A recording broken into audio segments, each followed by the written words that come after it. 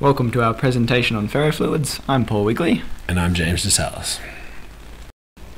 Okay, so today we're going to try and educate you on ferrofluids, from their interesting properties to what they're made from, how they were discovered, and some of their possible applications. Ferrofluids exhibit the properties of both liquids and magnetic solids. They are seen to flow like liquids, yet when a magnetic field is applied, the fluid arranges itself in a complex way. The fluid forms strange peaks that correspond to the magnetic field lines of the magnet. We managed to acquire some ferrofluid in order to demonstrate the effect of the magnetic field on the fluid firsthand. Notice how the fluid forms the characteristic spikes that follow the field flux density emanating from the magnet.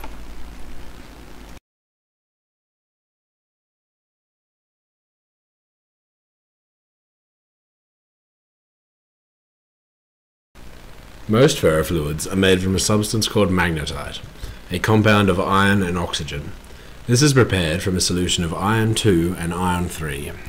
In order for the magnetite particles to remain suspended in the solution, and thus exhibit the liquid properties, their natural tendency to conglomerate must be overcome.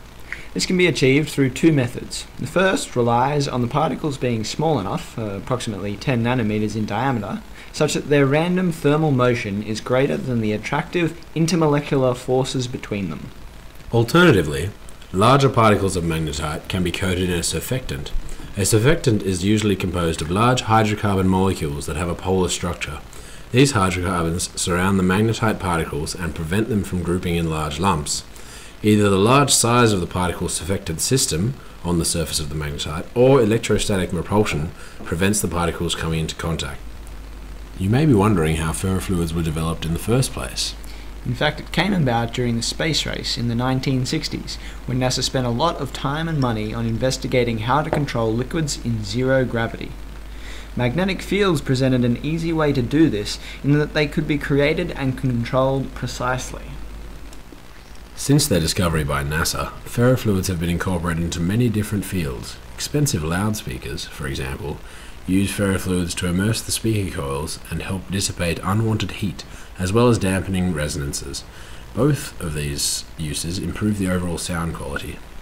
Computer hard drives make use of ferrofluids as a way of catching any dust that can harm sensitive components. Ferrofluids are also used in optics as a way of producing a deformable mirror. These mirrors can be used to easily modify optical systems without replacing their components. Modern MRIs can use ferrofluids as a contrast agent to map the body. There is research also being conducted into using ferrofluids as a directed drug transport system. Since ferrofluids can be controlled so easily, they provide a relatively simple way of targeted drug release.